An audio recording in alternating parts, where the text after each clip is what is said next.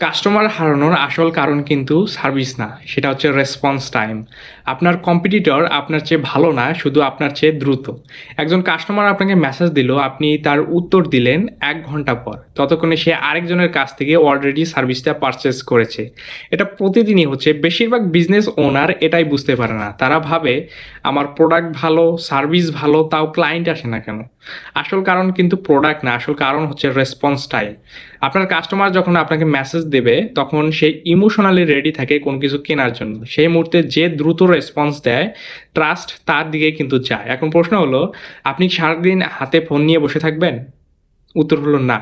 Smart বিজনেসগুলো এখন মানুষ দিয়ে এটা সলভ করে না, তার একটা সিস্টেম বসায় যেটা প্রতিটি লিডকে সেকেন্ডের মধ্যে রেসপন্স দেয়, প্রশ্নের উত্তর দেয়, এমনকি ফলো আপও করে মানুষ ঘুমিয়ে থাকলেও। এটা আসলে কম্পিটিটিভ একটা অ্যাডভান্টেজ। প্রোডাক্ট একই হতে পারে কিন্তু স্পিড একই না।